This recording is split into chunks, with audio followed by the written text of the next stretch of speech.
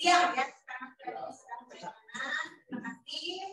Kita bisa lagi pada di pertemuan berikutnya. Sudah sesuai dengan pokok masing-masing pada hari ini kita akan berdoa. Silakan saya. Siap.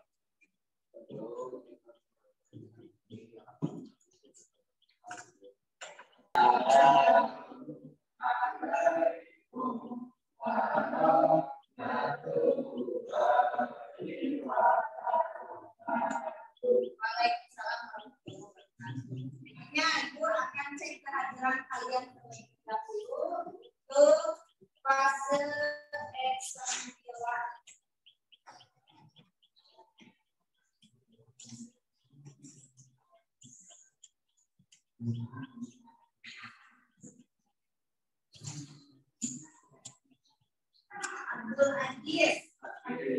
Kelompok masing-masing sesuai dengan kelompok profil belajar Pancasila yang setiap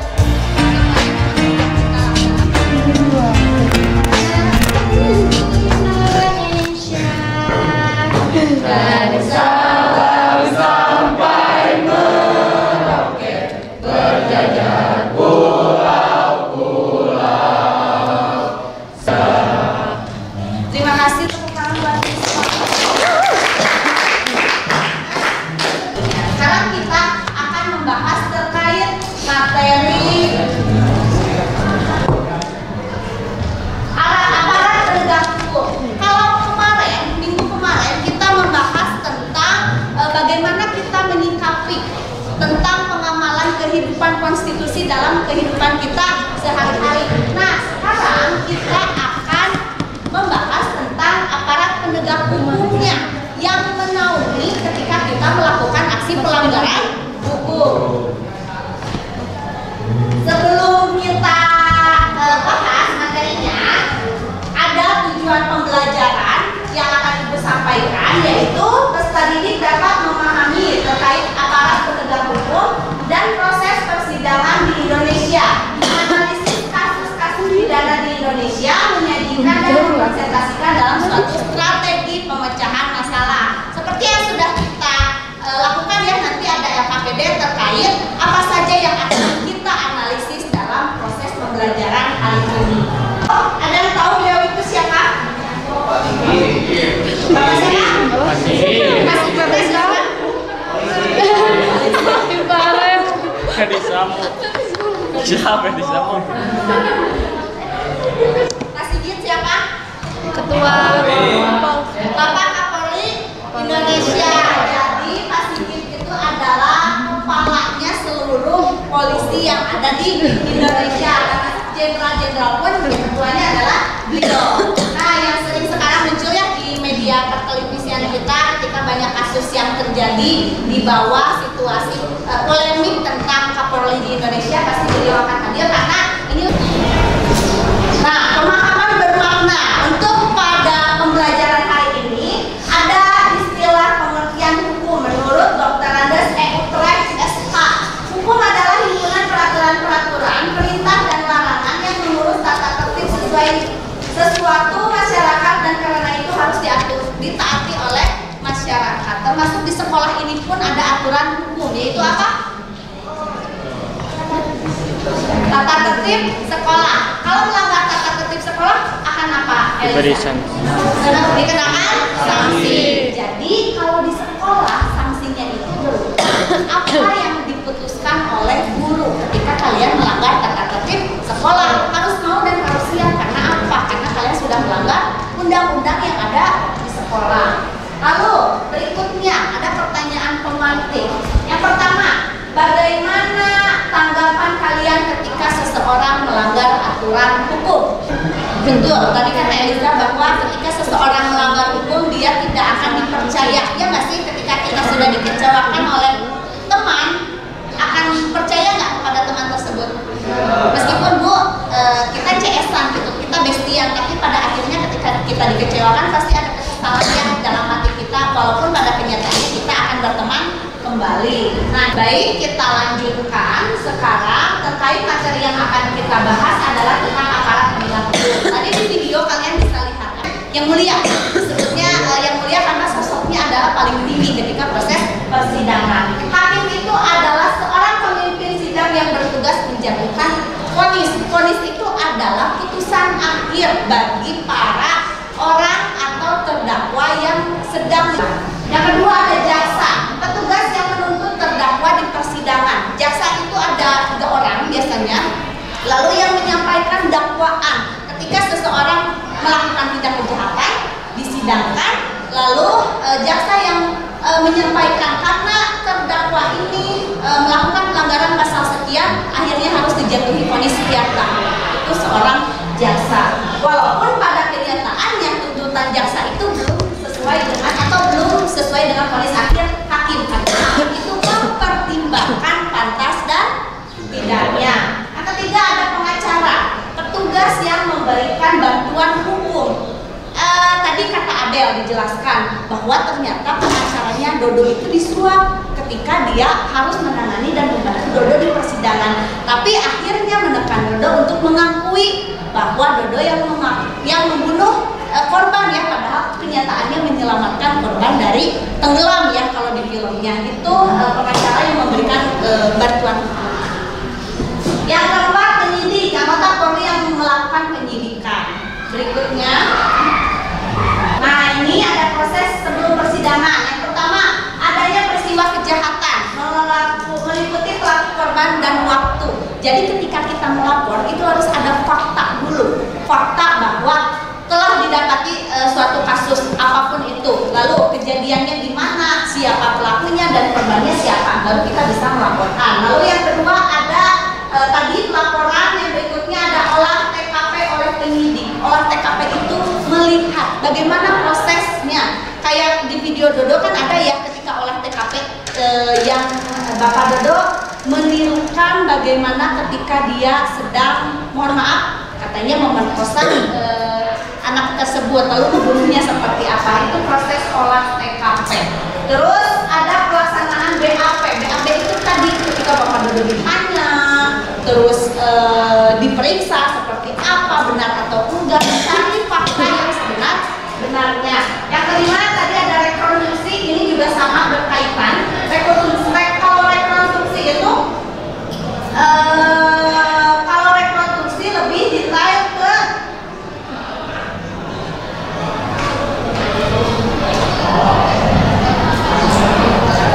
proses kejadiannya. Rekonstruksi itu lebih detail yang sebenar-benarnya. Kayak pas tadi Bapak Dodo diajak direka adegan ulang seperti apa membunuhnya. Katanya membunuhnya pakai kayunya kayu yang mana, terus ada apa kejadiannya, situasinya sedang seperti apa.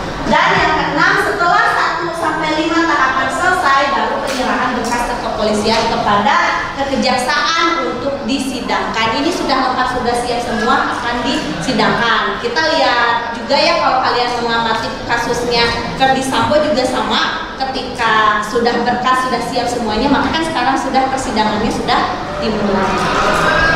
Kita lanjutkan.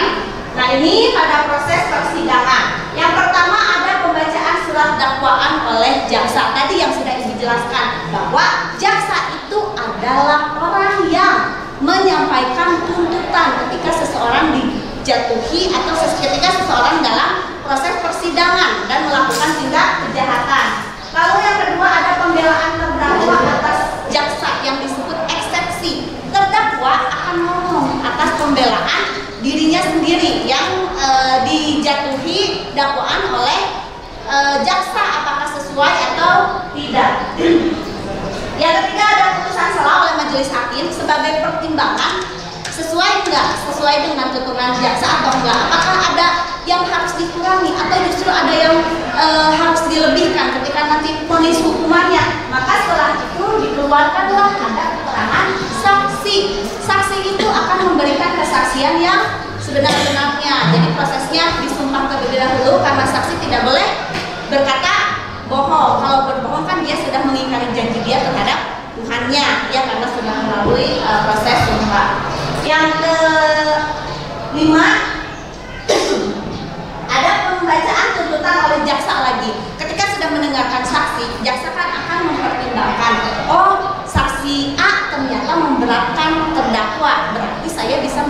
vonis atau tuntutan saya. Kebalikannya, saksi B justru meringankan bahwa ternyata terdakwa tidak melakukan sepenuhnya, ada teman yang lain membantu dia melakukan tindak kejahatan itu, bisa saja tuntutannya dikurangi.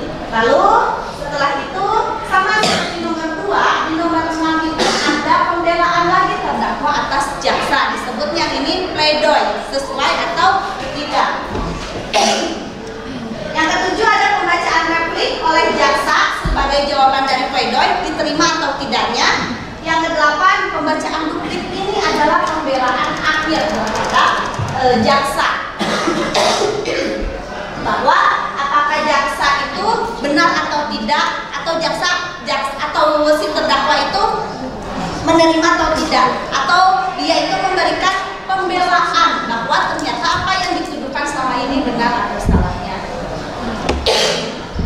Lalu yang terakhir ada putusan oleh majelis hakim. Nah, disinilah hakim itu berkuasa sepenuhnya bahwa setelah menjalani proses persidangan yang begitu panjang bagi terdakwa, kira-kira dia akan mendapatkan vonis akhir berapa tahun hukuman? Apakah sesuai dengan tuntutan jaksa, atau justru lebih ringan, atau justru akan lebih berat? Jelas sampai sini ada yang ditanyakan?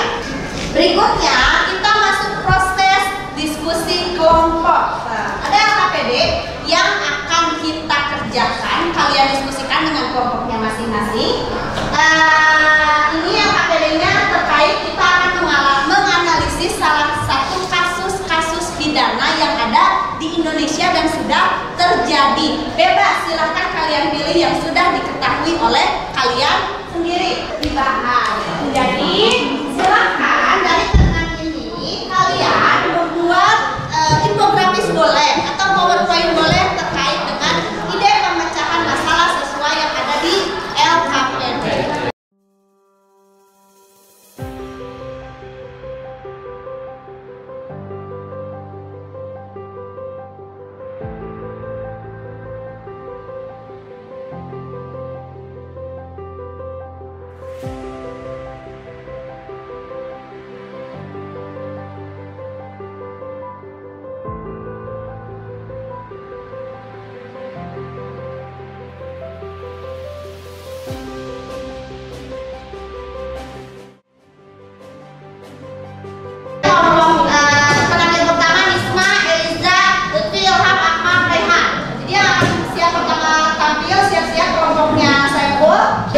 Kasus yang kami ambil yaitu tentang pelecehan seksual oleh santriwati di Bandung. Nah, jadi ingin sama teman-teman pelaku melanggar pasal 6 huruf B yang menyatakan bahwa dia harus dipenjara maksimal 12 tahun juga atau enggak pakai bayar denda 300 juta. Untuk pencegahan ada baiknya kita melakukan edukasi dan membentuk satgas anti pelecehan seksual. Kami akan menjelaskan tentang kasus pembunuhan Angelin. Angelin ditemukan tewas dan dibunuh di kediamannya, tepatnya di bawah kandang raya, dalam keadaan masih berlumuran darah dan dengan motif tak mau Angelin mendapatkan bagian harta warisan. Angelin adalah anak angkat yang sudah diurus oleh keluarga Margaret atau ibunya sejak umur 3 hari karena ibu kandungnya tak mampu untuk membayar biaya persalinan dan biaya untuk membesarkan Angelin. Langsung aja ke materi kita. Alasan kami memulai kasus ini karena kami merasa kasihan dan miris atas perlakuan pelaku terhadap korban, dan kami ingin pelaku tersebut mendapatkan sanksi yang setimpal dengan perbuatannya. Juga kami ingin tidak ada lagi kejadian serupa yang terulang kembali. Ini akan dibacakan oleh Naura. Untuk tindakan hukumnya, pelaku dijerat pasal 340, junto 339, junto 338, junto 365, ayat 3 KUHP, junto pasal 80 ayat 3, Undang-Undang Nomor 11 Tahun 2019 tentang perubahan kedua atas Undang-Undang Nomor 23 Tahun 2002 tentang perlindungan anak. Ancaman hukumannya itu pidana penjara selama 20 tahun. Aparat penegak hukum terdiri dari empat divisi, yaitu hakim, jaksa, kepolisian, serta penyidik. Nah, dari sana juga akan timbul berbagai banyak kasus pidana yang terkait. Tapi terkadang ada saatnya orang yang tidak bersalah selalu disalahkan oleh orang yang berkuasa, dan orang yang berkuasa yang lebih berkuasa tidak dikatakan tegas oleh jaksa dan tentunya. Jadi pada akhirnya kita harus meningkatkan takwa kepada Allah, terus meningkatkan kewaspadaan, dan tetap percaya dan waspada kalau kejahatan itu terjadi kapan saja. Mungkin seperti saja. Terima kasih.